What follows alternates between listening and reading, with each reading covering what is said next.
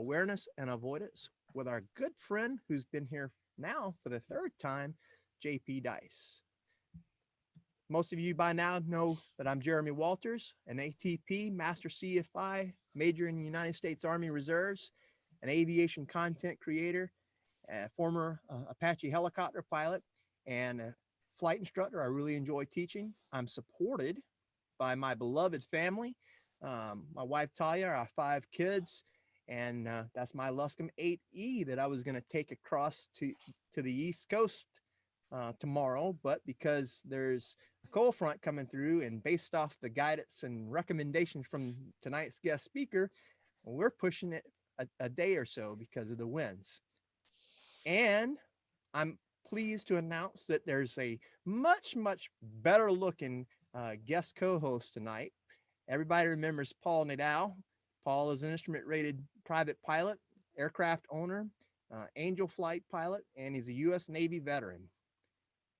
JP Dice is a 26-year weather meteorologist from Birmingham, Alabama. He's a Fox News affiliate from Birmingham, Alabama, and he's a CFI, ATP.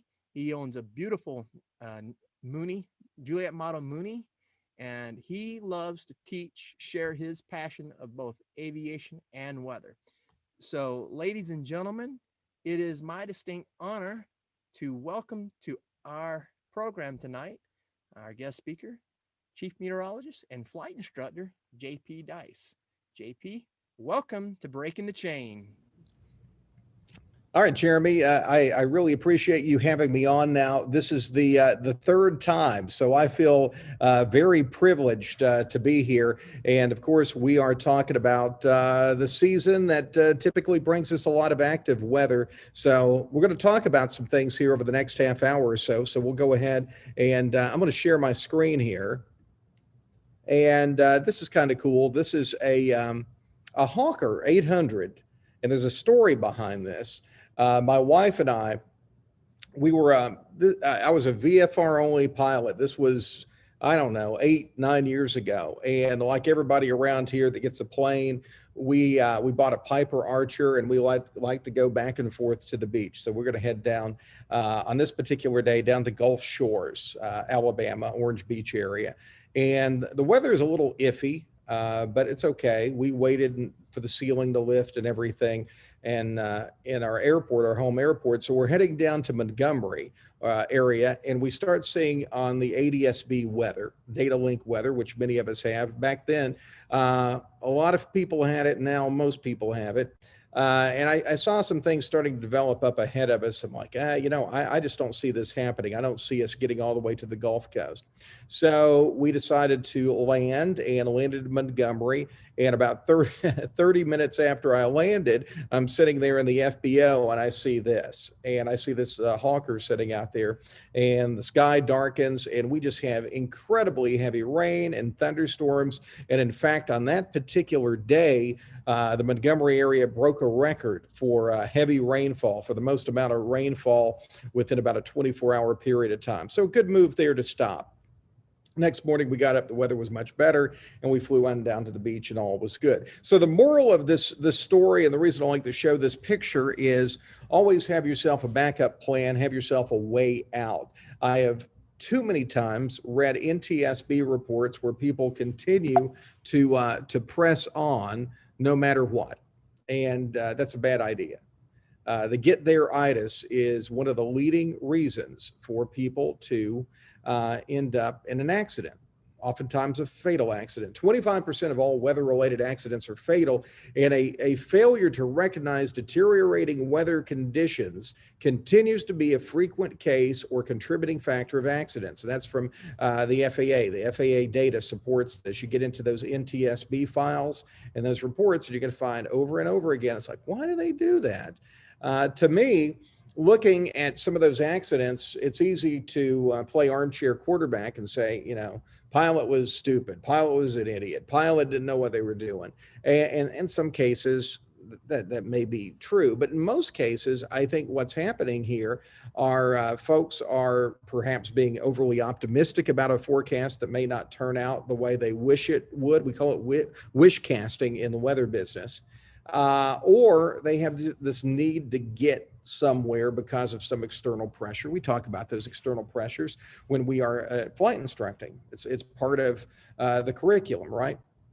And some of it is, I think folks just don't understand the data out there. They don't understand what they're looking at. They don't understand the limitations of the data that we have available these days. So it's not always severe clear. All too often, we start out with a reasonably decent looking day, and during the afternoon, as we get more instability, we start to see thunderstorms develop. This is a flight down to Florida, frequent area. I go down to Central Florida. That happens to be the Crystal River area, en route to see my mom. And back in my VFR only days, I would really do a lot of flight planning to keep me away from any low visibility, certainly low ceilings, and also thunderstorms.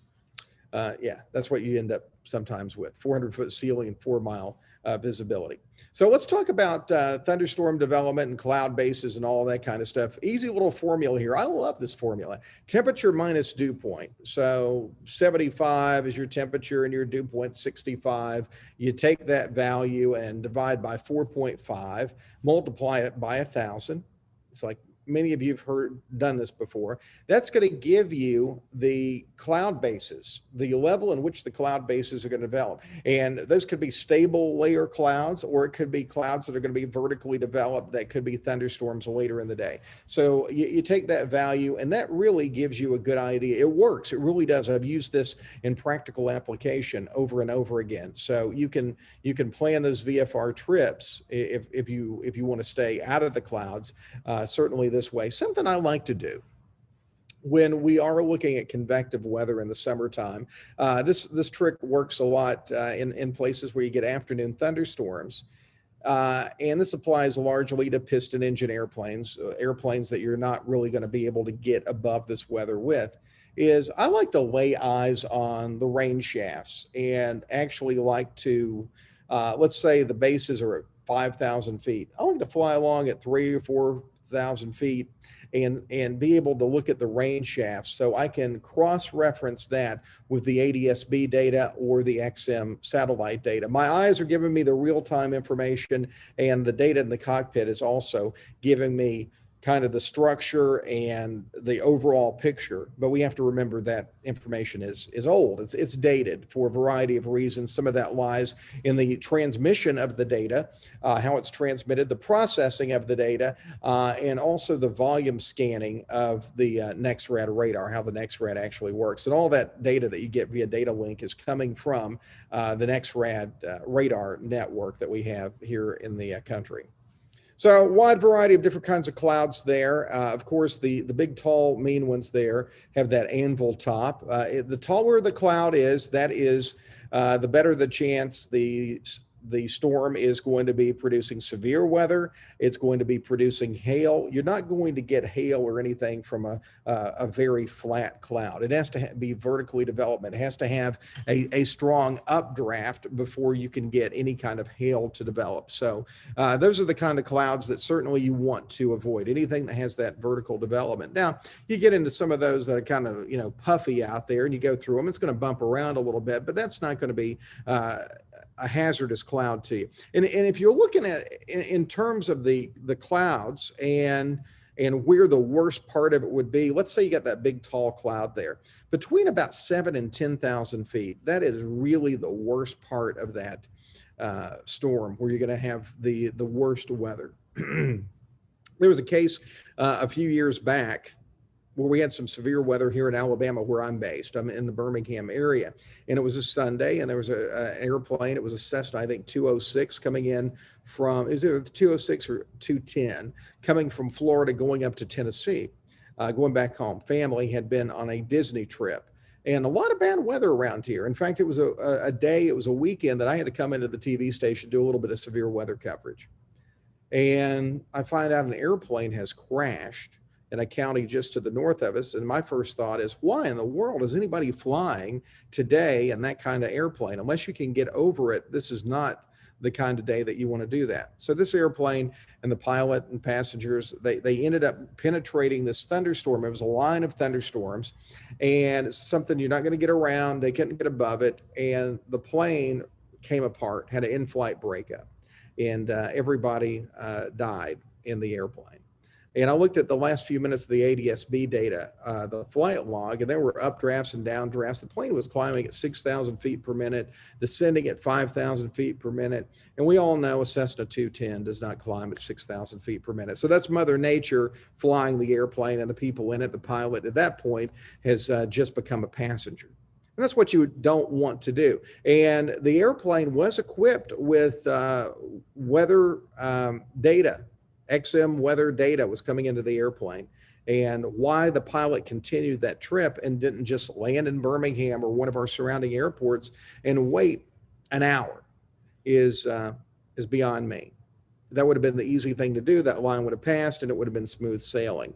So I'm not really quite sure some of the decision making that happens sometimes. Right there, of course, no big deal, stable layer clouds. Those are the stratocumulus clouds. That's kind of over the Orlando area. I think actually might be over Universal Studios in Orlando. It is actually Universal Studios because I see the Twin Tower, the Sheridan Twin Towers, what used to be there off the interstate. Anyway, those clouds, no big deal. You keep going. Broken cumulus, no big deal. Not a problem. Obviously, it's the vertically developed clouds that are going to be the big deal. So how do you get those? What makes a day look like that versus a day where you have vertical development? Usually it's along a cold front. A strong cold front is going to give you, not always though, is going to give you some pretty good vertical development. We've got a cold front coming in here tomorrow. We're not expecting any thunderstorms or anything like that. It's going to give us a big change in temperature and some gusty winds on the backside of it, but we don't have the instability in place for that vertical development. When we're talking about instability, you have to have moisture and you also have to have heat. So tomorrow's not overly hot and the dew point temperatures are in the 40s and 50s. So it's a really pretty stable atmosphere, even with the cold front coming in. It can't do a whole lot. So we're going to be in pretty good shape with that one. So don't let it fool you. Not every time that we have a cold front do you end up with some kind of severe weather. And we all always know that low pressure is what creates some of the stronger storm systems when we have the counterclockwise rotation as opposed to the sinking air, which is the clockwise rotation. I took this picture. We're here on Red Mountain in Birmingham. If you ever come into the Birmingham area, you'll land at KBHM. There's a ridge here in town with a bunch of TV antennas on it. Those TV antennas are about 1,023 feet AGL. That's the TV station here where I am tonight. There's several other TV stations on this ridge, and you'll often hear air traffic control say, use caution for the antennas on the ridge top. And that's here at the TV station. Outside the TV station, this is the view looking down at the city. And what you're seeing there is a shelf cloud moving across the city. That was ahead of what we call a QLCS. Back in the day, you referred to that as a squall line. These days, if you read any meteorological discussions, perhaps you have ForeFlight and you go into the weather discussion section, make sure you always read the weather discussion from your local National Weather Service office or the Weather Service office where you are going to be traveling to, or perhaps even the Weather Service offices in between. QLCS stands for quasi-linear convective system. Otherwise known as a squall line, or sometimes a line echo wave pattern is what we call it. These things produce some high winds. You can have some wind shear. You can have some microbursts as a result of those. And this was moving right here ahead of this frontal boundary moving across the city. That's what a radar view of a QLCS looks like. And imagine if you were in Birmingham, center of the map there, and you're heading westward to Columbus, Mississippi.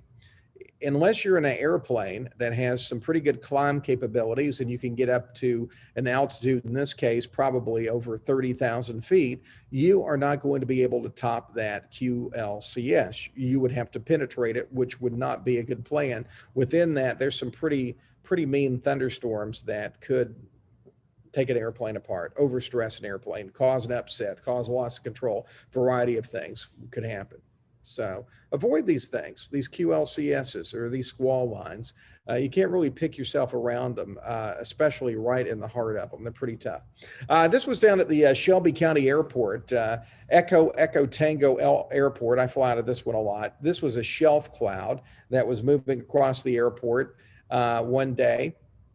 We're looking at the end of, that's going to be runway 16 that we are aimed at there, the camera view. And this was just a thunderstorm that was moving across the area. I always call these shelf clouds, it looks like Independence Day. And you start with this dark sky and the shelf cloud. You guys that are watching out in Texas, you see a lot of this too. And then the wind picks up. And a lot of times it's wind being pulled into the storm itself, the warm, moist air. And then you get this rain that's going to be just really intense farther back once the cloud moves in. So you get the dark cloud and then you get the rain and sometimes even some hail with that. Towering cumulus clouds. I took all these pictures, by the way, from the airplane flying around. Towering cumulus clouds, of course, that's what we do want to avoid. Indicated as CB. If you look at CB there on your METARs, these are going to be problematic. You're going to get a lot of turbulence in there. Not every single one of them is going to be a storm that's going to cause a crash or an upset, but at the very least, it's going to give a rough ride for you or your passengers. So this is something you should try to deviate around. If it is precipitating, it means there is a pretty good downdraft on it, and you could get into a stronger downdraft that could cause the airplane to lose altitude. The book says, if you read the FAA publications, 20 nautical miles around a thunderstorm. When you're threading the needle, sometimes, not always possible, but that's what we shoot for anyway. You can have a hail that actually happens away from the thunderstorm itself. So that's always a concern. Be careful when you're using the NexRad data. I preach this all the time. Remember, you're looking into history. That data is old. It could be anywhere from 5 to 10 minutes old, depending on what's going on. You can have some delivery issues. Sometimes at the very least, it's probably about 5 minutes old. And keep this in mind. You're in an aircraft that may be moving at 170 knots, okay, 150 knots, whatever it may be, and storms moving at 40 knots. If that's happening, storms moving at 40 knots and you're moving at 150 knots, you're going to be looking at things being in different positions within about 4 or 5 minutes, certainly in 10 minutes. So keep that in mind. So inside those thunderstorms, here's what's going on. Here's what's happening inside. You got a lot of things. The rotation of the thunderstorm, if it does begin to rotate, that's called a mesocyclone. A mesocyclone is a precursor of a tornado. You have to have the mesocyclone to develop before you would have a tornado happen. And where the tornado forms is right there at the updraft and downdraft interface. The overshooting top that you see on that particular drawing indicates that you have tremendous hail within the storm. And the anvil comes from the fact that the upper level winds are causing the top of the storm to become elongated. So this is what you have when you have a true thunderstorm, and really a supercell thunderstorm would follow this structural pattern. Other day we had severe weather in our area here, a number of tornadoes. We had 5 fatalities from tornadoes, and the supercell thunderstorm that created the EF3 tornado around here held together for over 200 miles. These are very, very healthy storms, very robust storms. Navigating around active weather, and the picture on the left, that's me coming back. We'd made a fuel stop in Georgia and navigating toward LaGrange, Georgia, and then back to Pell City, Alabama. And that's a very active radar. And there was a lot of navigating and being very strategic about what was going on. I was looking at both the NEXRAD data and also talking to the different air traffic control facilities to use their resources. We actually did this and did not even have a bump. You could see the storms. And if you zoomed in on that, I know it looks bad. If you zoomed in on it, it looks a lot worse on that particular view than it was when you zoom in on it. So we weren't that close to all of those thunderstorms. But of course, you need to kind of eyeball everything. And that's what I was doing. One of the scariest moments for me is to have a radar picture. It looks like that. And for me to be IMC. You can't have a visual on anything. You got a radar picture. It looks like that. You knowing that's NEXRAD data, it may be a little old, and you're flying around hoping that there's not something behind the cloud that you're in, and you don't want any surprises. I don't like that scenario, and I avoid it at all costs. I like to lay eyes on what I'm doing, even if I'm on an instrument flight plan. And of course, there is, that's a downdraft, a severe downdraft, sometimes referred to as a rain foot with a thunderstorm that's moving across Birmingham. So data link weather, I love it. I think it's the greatest thing that has ever entered the cockpit in terms of weather information. You can get a SIGMET in there, you can get AirMets, you can get METARs, you can get the TAFs, you can get all kinds of stuff, icing information, radar information, and you use it strategically. You use it strategically to see kind of the big picture. You have to realize that this is dated information. The resolution is not as good as single site NEXRAD. The resolution is not as good as what we show on television or what the National Weather Service is looking at, but it does give you a very good idea of what's going on. But do not use it to pick around thunderstorms or use it for thunderstorm penetration or something like that. That's a very dangerous way to use this data. Tactically, you would want to use real-time radar that's on an airplane. Obviously, we know not all airplanes have a radar in the nose. Certainly there's a higher price point for something like that. And a lot of our single engine GA airplanes just would not have that capability. You start getting into some of the turboprops like your Piper Meridians or your TBMs. And of course, you're going to have that kind of real-time information combined with the data link weather. So navigation around weather, my tips, look out the window. Your eyes are one of the most important tools in navigating around weather. Data link Stratus, FXM, ADSB, whatever you want to call it, can get you in trouble. Remember, the data can be as much as 10 minutes old. Use in your strategic planning. Onboard radar is your tactical tool. And that's me in a Baron 58 navigating around thunderstorms using a Garmin radar that's on the airplane. This particular radar model is pretty good. It's a small dish on the radar, but still that's got a magnetron tube on there, and it's producing about 6,000 watts of power. It's an X-band radar. You got different bands of radar. Most of the airplane radars are X-band, which means they will suffer some pretty significant attenuation. That means that radar signal is not going to be able to penetrate through really heavy rain. Or you may be looking at something in front of you and it can't get to the backside. That's where your NEXRAD comes in. But for just thunderstorm avoidance, looking out the window and looking at the radar data and seeing where not to point your airplane, if you cross-reference with the NEXRAD, it's very handy. Oh my goodness. You guys, look at this picture. This guy's crazy. What's he doing? He's going right into a thunderstorm. I love showing people this. And look at his speed, his ground speed. He's doing 213 knots. Bad plan. You know what that's from? WC-130, Hurricane Hunter plane. A friend of mine flies these airplanes and sent me one of the radar views from inside the airplane. So unlike the rest of us who we would be crazy to do something like this, this is a day in the life of folks that fly those kind of airplanes. I always joke that weather finds me wherever I am, and it was a beautiful day leaving Fort Lauderdale, and we were taking our first flight to the Bahamas, little bitty baby flight to the Bahamas. We took my former plane, it was a Piper Archer, and we're going to take it over to Bimini. and beautiful in Fort Lauderdale, and get over to Bimini. Oh my gosh, right there, we start to get some thunderstorm development. All was good. We were VFR, stayed away from everything, but I always say there's a dark cloud wherever I fly. It seems to find me. How do you figure out what the weather is going to do? You know, Saturday, I know it's going to rain around here. We're going to have some thunderstorms. Sometimes with these severe weather outbreaks, we know days in advance what's going to happen. Forecast models.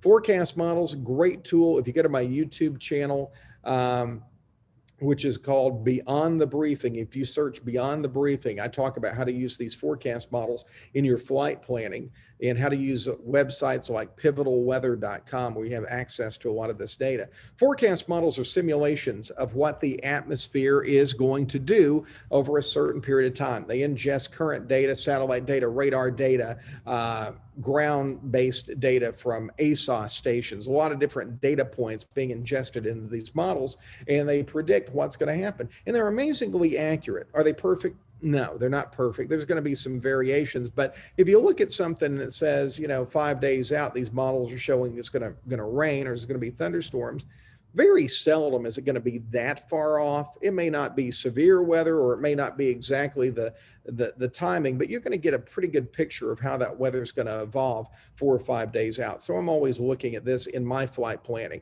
I look at the weather briefing, and I look at ForeFlight, and I look at TAFs and METARs and all of that. But it is key to really look at some additional data. I use every tool available to me. One of the most common questions I get is, JP, how do you plan a flight? How do you do the weather briefing since you're a meteorologist? And I do it differently than a lot of folks. I do some of the traditional routes, but I'll start planning a flight days, sometimes weeks in advance, looking at the overall weather patterns in the country to see, it's like, okay, this is not going to be a challenging trip, or this is going to be, looks like on that particular day, it's going to be a little bit busier in terms of rain, or I'm looking at a radar picture behind me.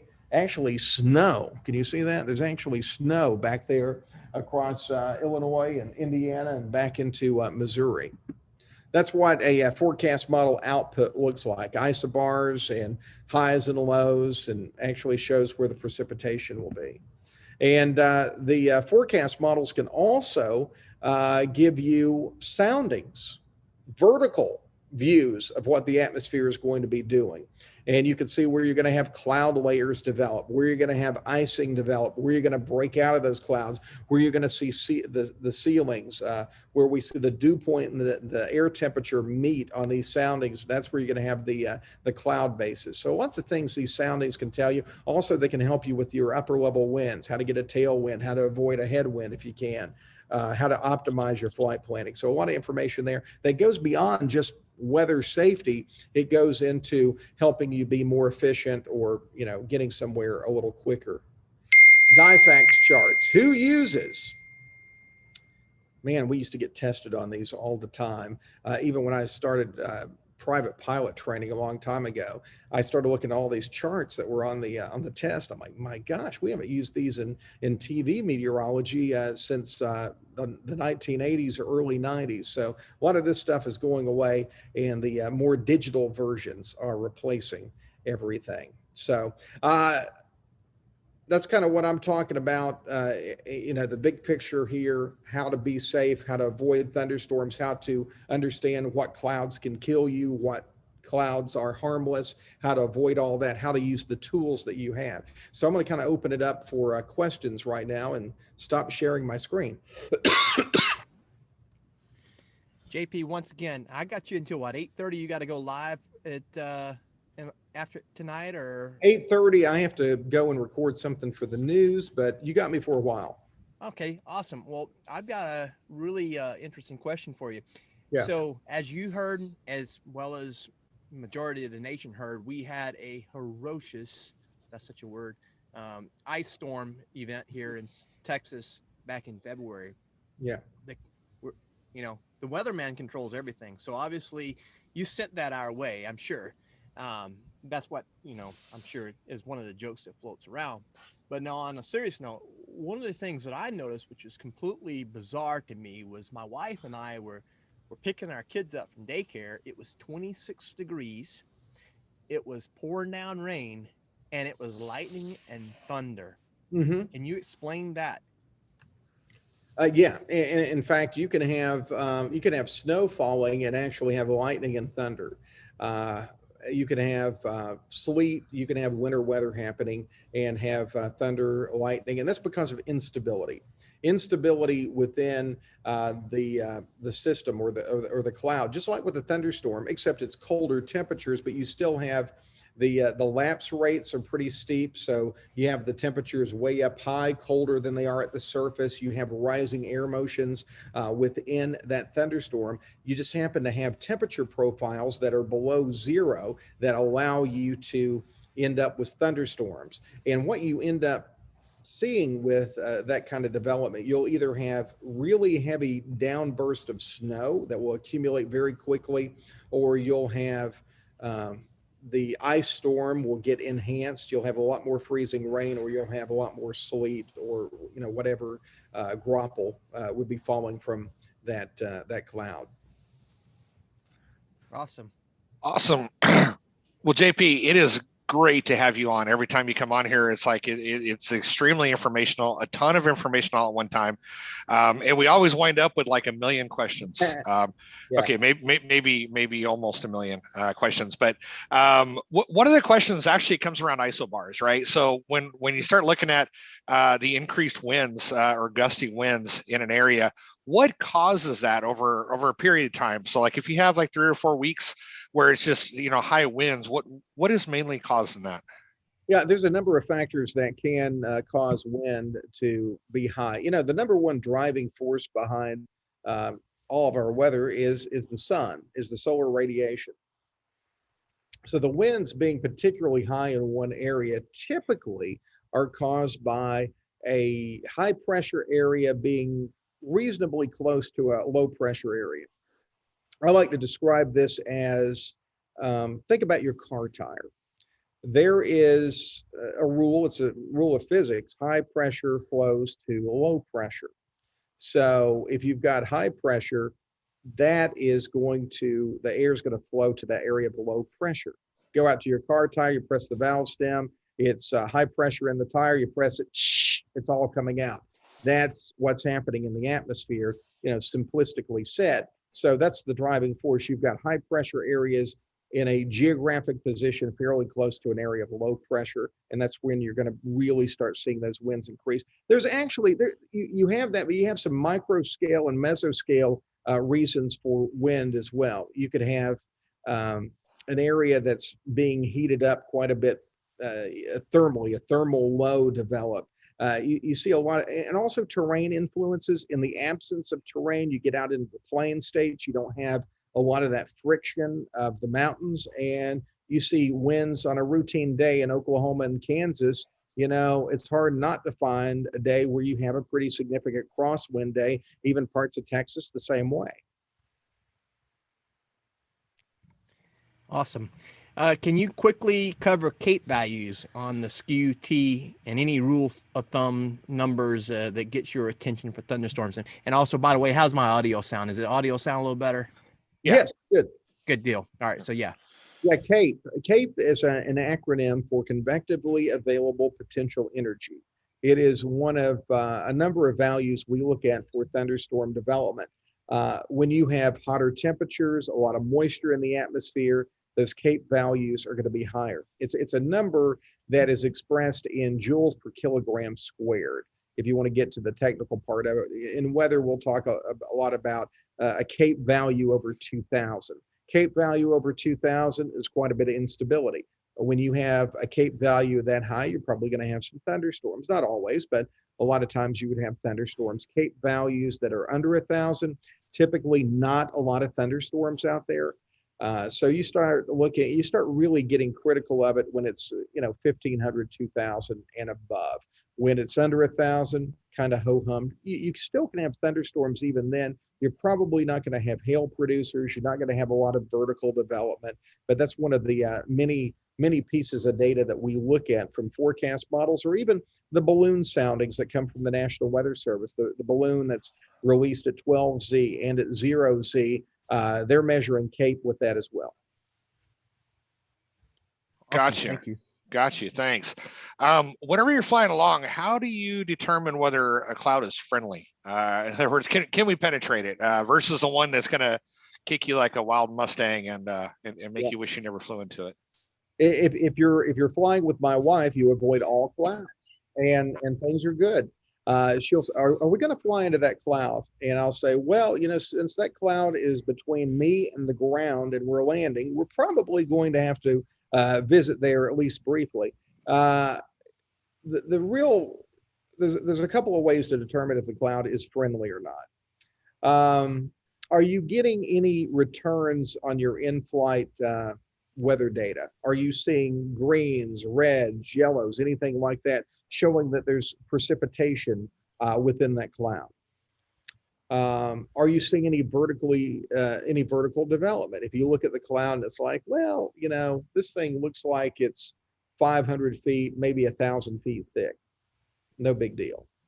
It may be bumpy in it, but it's not going to tear your plane apart. You're not going to crash from that. If you look at it and you're like, whoa, that cloud's really tall, you would really want to avoid that. And especially if you cross-reference it and you got some precipitation with it. And certainly if you see any kind of lightning or anything like that, or it has a really, pretty pronounced rain shaft, something like that, I would do my best to avoid at all costs. Awesome. JP, have you heard of any type of crazy stories of long distance lightning strikes from a thunderstorm or hail damage from something greater than what the FAA recommends you maintain away from a thunderstorm? I'm sure there's probably some cases. I personally have not heard of anything more than what is recommended. We all know, and even those recommendations from the FAA are not the norm. 20 miles away from a thunder, or let's say they recommend 20 nautical miles away from a thunderstorm. If you're 15 nautical miles away from a thunderstorm, most of the time you're probably going to be okay. You just have that margin of error there to give yourself the most distance. You don't want to be, just you got one wing dipped in the cloud, and some of us, we've done that in the past, trying to pick our way around some convective weather. Certainly I fly a lot in Florida, and you end up doing that sometimes during the afternoon. And what I typically do as well, if I can, is avoid the time when you're going to have that thunderstorm development. Fly in the morning or fly in the late afternoon, early evening. It's going to be a lot smoother anyway. Your passengers appreciate that. Middle of the afternoon with a lot of convective development, you're trying to weave your way in and out of this stuff, and it's bouncy. It's not really that fun of flying. Agreed. And usually when you dip your wing into a cloud, you do that once. The experience usually, you won't try that again. Hey, another question for you. What book would you recommend is best for aviators as far as weather goes? Gosh, you know what? I'm trying to think. I mean, there's a lot of old books out there that have been around for a while that you can find, and they're fine, but this stuff changes so fast. Yeah. I will give you an idea. And this is not particularly a aviator book, but it has a lot about thunderstorms. If you get on to Tim Vasquez, have you ever read any Tim Vasquez stuff? He's done some articles for some of the, even the aviation magazines. He's a former Air Force meteorologist, and he's got some books on severe weather, weather maps, trying to interpret severe weather data. Some of the best books. I think it is called weathergraphics.com or something. Tim Vasquez books. If you want to take a deep dive into all of this stuff, I can't recommend those books. He's even got one that's fantastic on radar. It is just wonderful on radar interpretation. Everybody thinks they know radar interpretation. They don't know radar interpretation. Radar, they're looking at reds and greens and all that. There's a lot more to what you're seeing on radar than just looking at colors. Gotcha. Very good. Very good. I'm going to write that name down, actually. Thank you. You will like his books. I guarantee it. Perfect. One of the questions is, can you simplify the prefix meso? Yeah, meso means middle. And anything that is meso, we can talk about mesoscale meteorology. You have meteorology that you have synoptic scale, you have mesoscale, you have micro scale. Micro scale, I'll give you an example of a micro scale weather event, like a dust devil. That's micro scale, pretty small. Mesoscale would be like a local storm system coming through. Synoptic scale would be like a mid-latitude cyclone. That would be like this big low that's a big comma-shaped cloud across half the country that's moving across. The mesoscale is when you start seeing outflow boundaries and you start seeing gust fronts and things like that. That's in the mesoscale. That's kind of the middle. Think about it as regional as opposed to national. You know, you have global, synoptic, meso, and then you have microscale. As a glider pilot, you know, I got a glider rating. As a glider pilot, microscale is I'm flying the glider and I need a little bit of lift, and I see there's the Walmart down there that's got this big, wide open roof that heats up more than the surrounding vegetation, and I'm getting a thermal off of it. So that's the microscale. A buddy of mine does gliders, and he always looks for the vultures. He's like, "Oh, check it out. We can go." I'm like, "I have an engine. I'm fine. Don't worry about it." Yeah, the vultures are good, and you know, and sometimes because of differential heating in the microscale, you will actually see thunderstorm initiation, thunderstorm development along roadways because the road heats up much quicker than the surrounding vegetation. It's also microscale would be the urban heat island effect. If, for example, Dallas, Texas, on any given night, the temperature at DFW is going to be hotter than somewhere out in the country 30 miles away. Gotcha. Okay. So earlier, the FAA does recommend 20 miles right away from a thunderstorm. It doesn't really say much about cold fronts, and obviously you have some that are dry fronts and some that are not, right? And we've all kind of flown through some of those before, and have some stories to talk about on how bumpy that was. What do you recommend as far as the different altitudes, or what do you look for when you start to kind of come in and around thunderstorms? What do you recommend as far as how far to stay away? You know, ideally, I stick with the 20-mile rule. Doesn't always work. And, you know, theoretically, that's wonderful. Sometimes, you know, you certainly don't want to be within 5 miles of it. But I would set that as a goal to at least be 20 miles away from it. Sometimes it's not going to be possible. I mean, there's some external factors that's going to keep it from not being possible. Could be airspace restrictions or something. You know, we run into that, especially if you're VFR and you're avoiding something and you'd like to be 20 miles away from it. What if that puts you in, you know, the Dallas class Bravo or the Atlanta class Bravo, and you're going to be causing air traffic issues? They're not always going to allow you to do that. You know, ultimately you're flying the airplane, and you have to, if it's something that's going to be an emergency or something critical like that, you have to make that call and say unable.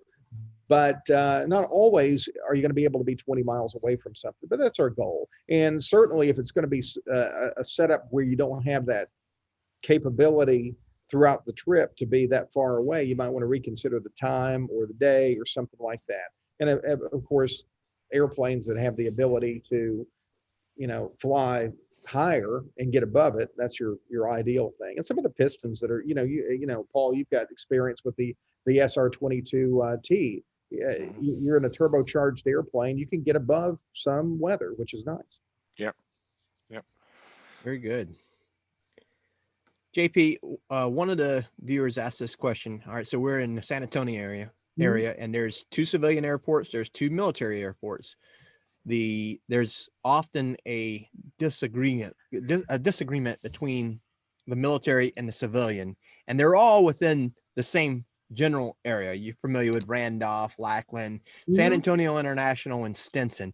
Why would that possibly be, you think? Now you say disagreements in what kind of information? That's the question that the viewer asked me. I'm not exactly sure what they're specifically referring to. They didn't give any specifics. Yeah, I don't know if you're looking, if there's a disagreement because the TAF or something is dramatically different or something of that nature. I'm not sure. All right, he just updated his question and said winds and cloud level. Okay, gotcha. winds and cloud level. Your local National Weather Service office is producing the TAF. There could be some, I don't necessarily know, I'm not familiar enough with that area to know if there's some local influences as far as terrain or anything like that that is going to cause a difference. Here we have the Birmingham Airport. You get down to the Shelby County Airport, and the Shelby County Airport, for example, is built next to kind of a marshy area. So a lot of times we're going to be VFR here. It's going to be misty and 200 overcasts there. You have some advection fog sometimes off the Pell City Airport. So you have some different kind of local things that can impact that. Not sure, particularly with your area.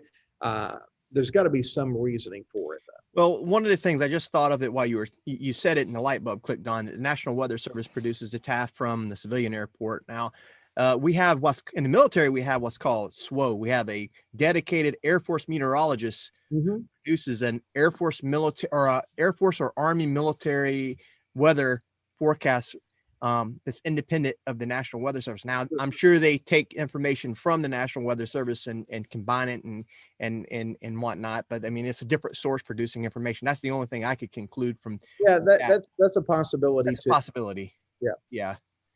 All right.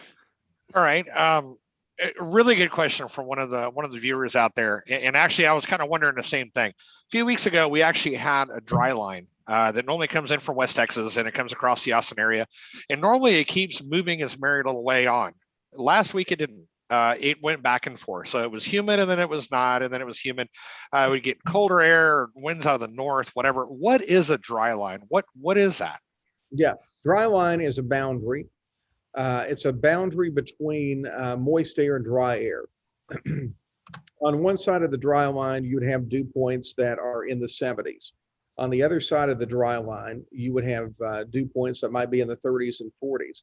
A lot of times, especially in the plain states, the dry line is the point of convective initiation. That's where you're going to see severe weather develop. Folks that are from Oklahoma, parts of Texas, North Texas especially, they're going to start seeing severe weather development with that dry line and the position of that dry line. But it's a boundary between moist air and dry air. Okay, gotcha. And so it does affect thunderstorm development from what it sounds like. It does, especially in that part of the country. We don't really experience it here in the Southeast, but it's something really the plain states, you see a lot of it. Okay, gotcha. Thanks. So the title of this presentation tonight is Thunderstorm Awareness and Avoidance. And, I named this presentation after the 4-letter acronym that I like to teach my students, and that is AARR, Awareness, Avoidance, Recognition, and Recovery. So obviously that's kind of a risk mitigation model that I use to prevent students or pilots and for myself from getting into a bad situation. If you're aware, you try to avoid it. If you can avoid it, then you avoid it. Then if you see that the situation is developing, you recognize it. And then, of course, if you find yourself in a bad situation, then you recover. Let's just say you found yourself in that bad situation. You are now in a situation, you're in Central Florida, you're somewhere in Texas, wherever, doesn't matter. And you have been surrounded by thunderstorms. What do? You're in an airplane. You can't land in a field like you could in a helicopter. Yeah, you're boxed in. What you want to do here is you always leave yourself a way out going into it.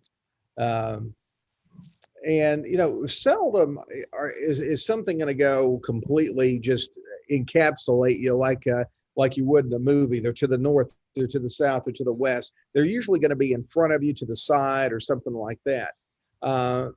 You're going to probably end up having to go back where you came from and turning it around and get safely on the ground. That would be the first thing, the first item of business. Air traffic control is a wonderful resource. There is something on the AOPA, the Air Safety Institute, on there. If you go to their YouTube channel, and they've got a case of it's like a Piper Cherokee 6 taken off from Georgia and going to Texas, actually. and guy's flying at night with some family or maybe friends or something, and ATC is trying to give him some pretty good information on how to avoid. There's some pretty nasty weather in Texas, and he really starts using the ADSB data to pick his way through this. The ATC information, especially the approach controls, are going to typically be better. And I say approach controls because the approach controls have access to the weather radar, that the weather data that's coming off the ASR radars, the aircraft surveillance radars. They also have, it's a S-band radar that gives weather information as well. So that is real-time radar as opposed to delayed radar. So San Antonio approach, they're going to have real-time radar data. And some of the airports, like your bigger class Bravo airports, the approach controls there have, and even the tower controllers have access to the TDWR, which is the terminal Doppler weather radar, which really gives you a nice picture. You kind of hit the nail on the head where I was going with that, with my risk mitigating model. Just don't get yourself in it. Don't allow yourself to become encapsulated. Being aware and avoid. Yeah, I always have a backup plan. It's like, okay, if this happens, this is what we're going to do. If the weather forecast is incorrect, and they are, sometimes the stuff comes in later, sometimes it comes in sooner, sometimes it's stronger than what's predicted. There's some variability to it. Have yourself a backup plan. Excellent. Okay, I'm going to land here. I'm going to land here. Here's what we're going to do. We're going to make this call at this point, or maybe I'm not even going to go. Excellent. We actually replaced the roof on our house due to a storm that was not forecasted. So yeah, from a hailstorm. On how bad it was. Do we have time for another question, Jeremy? Yeah. JP, we got another one? Okay. All right. So this is actually a really good question, and one that a lot of aviators kind of wonder. When you're going to fly past a thunderstorm, what are the considerations that you have? Upwind, downwind, right side of the storm, left side of the storm. You have this anvil coming over the top of it. Do you fly underneath it? Do you steer clear of the whole thing completely? And I know there's going to be some, depends on what the echo's showing, depends on what the radar is showing, so on and so forth, right? But what do you use for considerations on kind of how you approach that to kind of fly past them? Yeah, it's a good question. Visually, what I'm doing is staying away from any kind of downdraft where you have, it looks like a rain shaft. You don't want to be around that, because you could, that's where your microburst can come from. That's where the thing could be collapsing. And the collapsing stage of a thunderstorm is when you can just boom. It's going to cause a lot of loss of altitude. In terms of the rest of it, a lot of it's going to be looking at radar data, where we are seeing the highest levels of reflectivity, what part of it looks the tallest. If there's a part that looks like it's not as vertically developed, you're going to head that way. So there's not really a bona fide, upwind, downwind. A lot of it's just going to come to your eyeballs and looking, cross-referencing with the radar data. Never just look at the radar data, look at the storm as well and see what's going on with it. Stay away from lightning. You look for those little clues. And sometimes it's the, certainly a black cloud is going to be something that you're going to get your attention more than just a white cloud. A lot of water loading in the dark cloud. It's not allowing the sunlight in. So there's a lot of, it's pretty busy inside that cloud. Gotcha. JP, it's always an honor to have you on the program, and you and I will get together and we will discuss what the next topic will be. Yeah. I definitely would like to have you back, and I really appreciate your time. I'd like to give you the opportunity to close out your part and any kind of takeaways that you can think of. And one last thing I want to say before I do that is, I know there's a lot of questions in the chat. I apologize if I haven't been able to get to them, but we will have JP back in the future. As a matter of fact, I may have him convinced to actually be a host one night in the future, but we'll see. I might have just threw him under the bus, but JP, I'd like to let you close us out, sir. Yeah, absolutely. The takeaway here is it's all about safety, and most, if not all, weather-related accidents can be avoided with proper planning, making sure that you stay current with the data. This means You look at something 6 hours ago and you're flying later in the afternoon. Don't use something 6 hours ago. Weather is very perishable. That information spoils. It's very, very much dynamic. It's changing. So always be looking at that information and looking at it while you're in flight, maintaining a lot of situational awareness so you don't get yourself into a situation that could be avoided.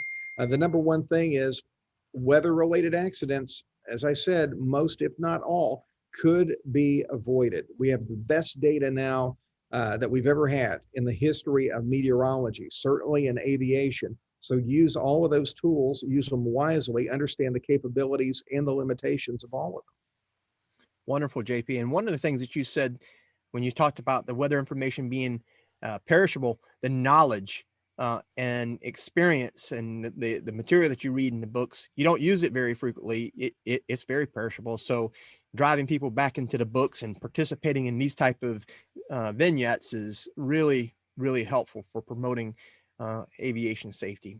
That's what JP, we're all about here. We want to reduce that accident rate. You know, there's certain things in aviation we can't control, but man, there's a whole bunch of things we can control. that's right. JP, thanks so much. I know you got to get to work.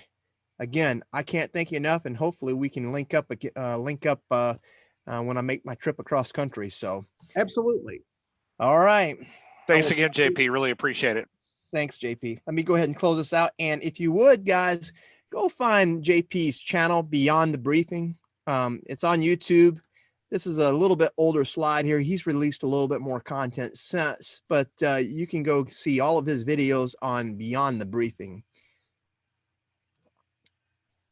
I want to thank everybody, especially JP. I want to thank Paul for coming back and participating tonight. He'll be coming back on and off. There's a lot of good things still happening with the program. We just crossed over the 1 year mark of bringing Breaking the Chain to this online vignette. And, you know, I really appreciate all of the people who have been a part of this program since day one. If you've got any questions, comments, send me a note at flyallamerican@gmail.com. Follow this program on YouTube, Facebook, and Instagram. And then come back and join us on April the 27th at 7:30 p.m. Central, as we have guest speaker Patty Wagstaff join us once again. And she's going to talk a little bit about her experiences as a aerial firefighter. From the words of Jimmy Doolittle, there is nothing stronger than the heart of a volunteer. And this is a picture of Barry Goldwater and President Ronald Reagan promoting General Doolittle to his 4th star back in 1985. The significance of this is that this is the week anniversary of the Doolittle raid from 79 years ago. From Paul and JP and all the rest of us from Breaking the Chain, thank you, ladies and gentlemen. See you 1 week from tonight. God bless. Have a good night.